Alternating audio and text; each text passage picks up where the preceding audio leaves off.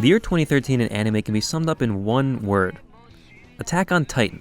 Wait, the adaptation of Hajime Isayama's manga took over the anime community for the entirety of its first season. Hell, it was so big that it bled into the public consciousness at large. People who had no idea what an anime even was were watching it. I didn't even really watch anime in 2013, and I still knew what Attack on Titan was while it was airing. It was probably the biggest singular show we have ever seen in this community. Threads, videos, reactions, think pieces, cosplay, skits. The public went crazy for the show about fighting big thick boys. Then we entered the Dark Ages.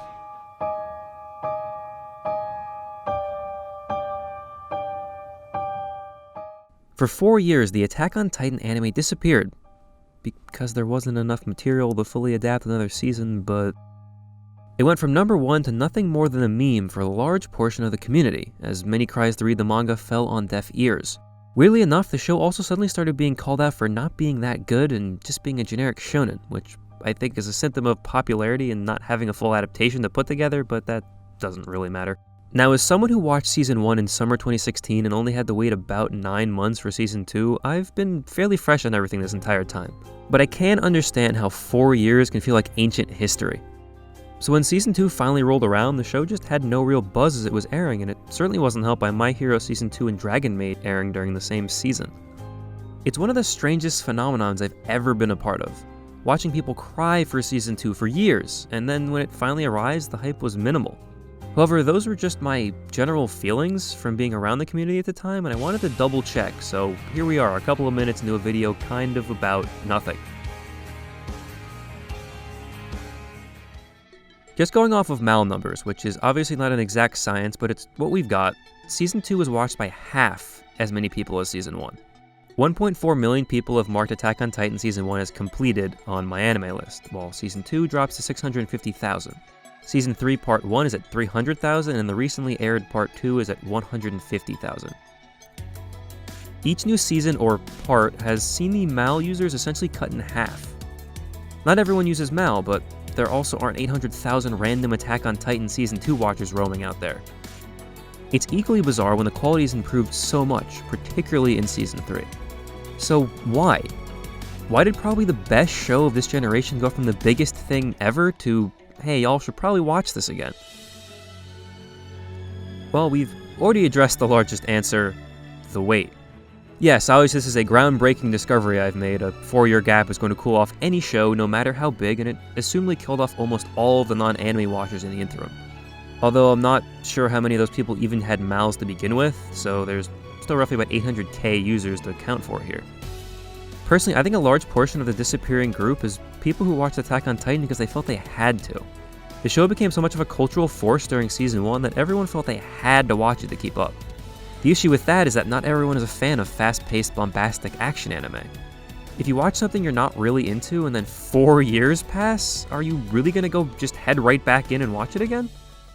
Also, there will always be people who dislike things because they're popular, and perhaps those that watched it out of spite knowing that they would hate it. It wouldn't really make sense for those people to come back and watch Season 2 either.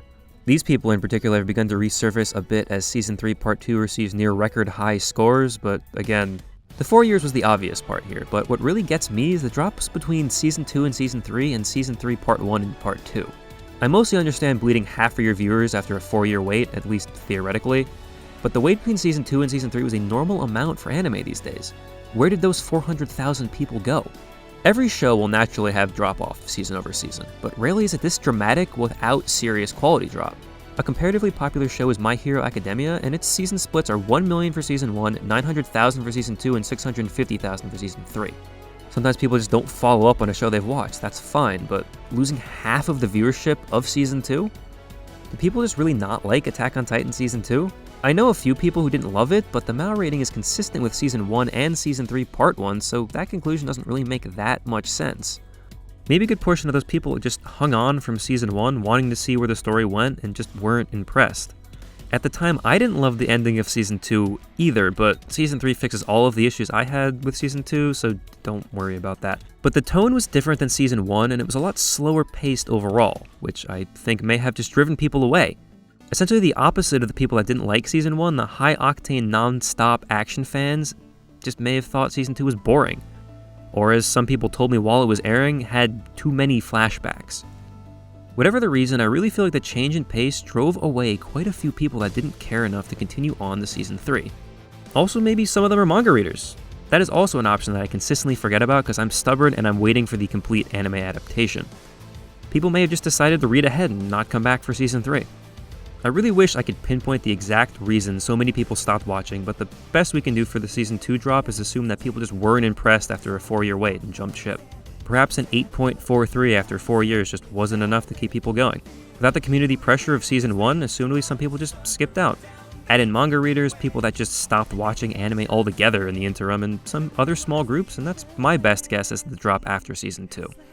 For the Part 2 differential, Season 3 Part 2 just ended, so I'm willing to suggest that some people just haven't gotten around to it yet, the non-seasonal binge watchers of the world.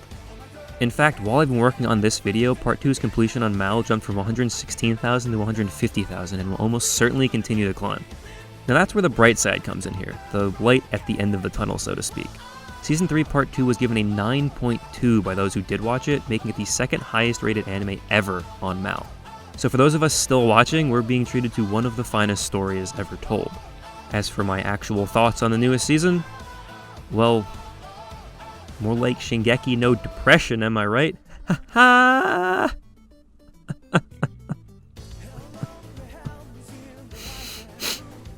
Anyway, I really don't have a true purpose for this video. I just wanted to look back at how this show has changed and the public reaction to it. If I have a takeaway, it's that I hope people go back and watch the completed adaptation once it's done in 2021. Now that we have a final season, maybe those that jumped ship early will come back and catch up over the next year. Hopefully by the time fall 2020 rolls around, those viewership numbers will be a bit closer to Season 1. As for the show itself, as long as it continues at Season 3's level of quality, and I've had enough manga readers assure me of this at this point, then I think it'll go down easily as the top show of this decade. And one of the weirdest community experiments of all time.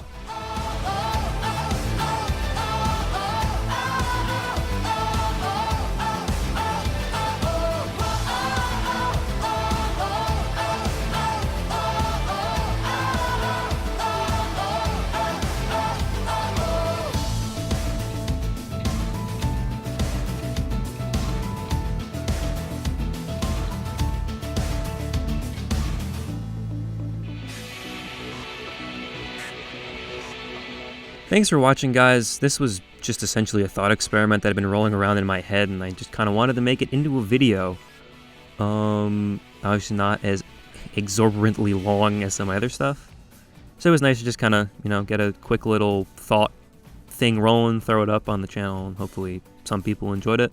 If you did enjoy it, as always, hit that subscribe button.